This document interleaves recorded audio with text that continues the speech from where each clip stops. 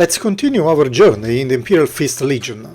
Today we have the Chaplain Consul and 2 Despoilers. Why together? Because this is how Joytoy presented them. Nothing new in the boxes, so let's not waste any more time and let's see what their contribution to our shelves is.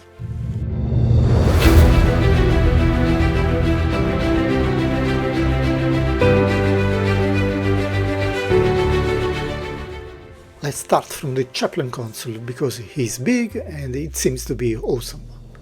Usual packaging for this kind of figures, and here it is, our awesome Chaplain Consul.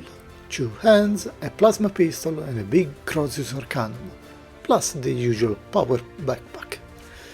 Another figure requiring very little assembly work. Cape is already attached to the pauldrons, and so we can already expect arms articulations to be limited in some way. First impression is quite positive. It is big and bulky figure, loaded with details, and it looks very badass. Let's take a closer look. The red cape is made of soft plastic, and it has nice shades all around. Moving to the front, the cape is connected to the sides of the front armor, not to the pauldrons, using these 2 golden medallions joined by this strip of grey metal skulls, I guess. Nice brown orange shading all around to give some depth to the omnipresent yellow color used for Imperial Fists. The Mark IV power armor is covered into scratches and battle damages all around, some of them being inked. Then a few grenades around the belt and some scrolls, because our consul is a warrior but also a man of culture. The arms have almost a 90 degrees articulation at the elbow joint, which is pretty good given the amount of armor plates involved. Of course you can move the hand, but this little armor bit in the front will in some way limit some positioning. Leg sculpt is simple yet not plain, thanks to the battle damage to the nice silver knee protection hiding the joint. The articulation of the knee is also pretty good.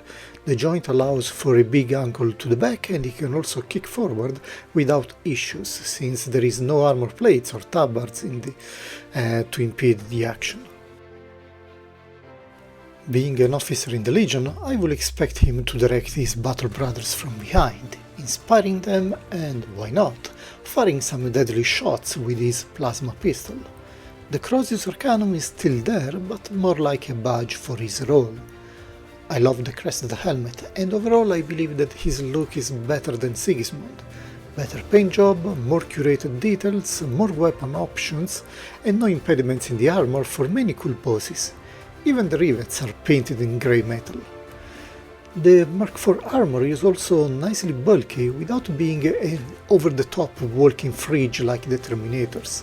In fact, its proportions look to me very well balanced, and being a space marine, you expect such characters to enter the fight and lead his men from the first line, and for this purpose nothing better than dual-wielding the huge Crozius.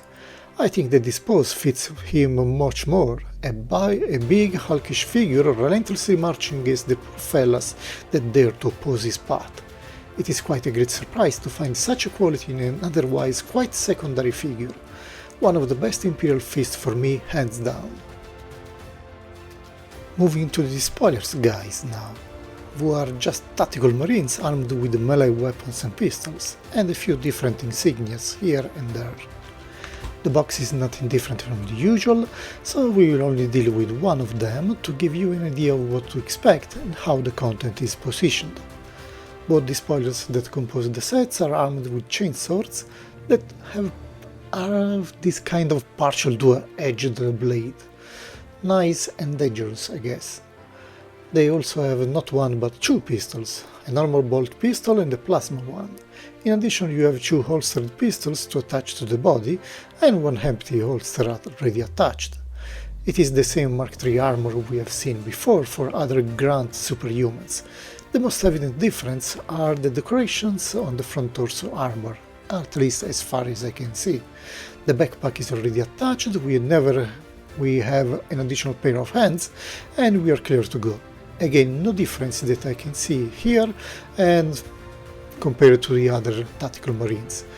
Really, there is not much more to say, they are just tactical marines with chainswords. And they are so similar that even the rivets are not painted and will need some special care from my side. I think that the despoilers are a good complement for the Chaplain Consul in melee configuration, some kind of a honor guard for him when advancing against traitors and heretics, which is quite common in their trade. Not really sure if I will need more despoiler, honestly. I will prefer to buy more tactical variants or the breachers that we will see in the next video. The Chaplain Consul instead is the real hero of the show. He is overshadowed by other most famous figures, and I think this to be undeserved.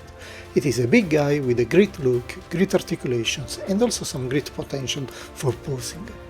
Of course, everything depends on the personal tastes, and for me they are a nice variation from the tactical marines, but if I needed, I will buy more of the latter to increase my ranks. So in the end, my feeling is that they are great additions to your ranks, but if you are in budget restrictions, I will advise you to go for the Chaplain Consul. It is more expensive, but also more unique and with a higher quality. Having said that, I wish you a nice rest of the day, trying to make your Chaplain Consul lead the charge on your shelves, of course.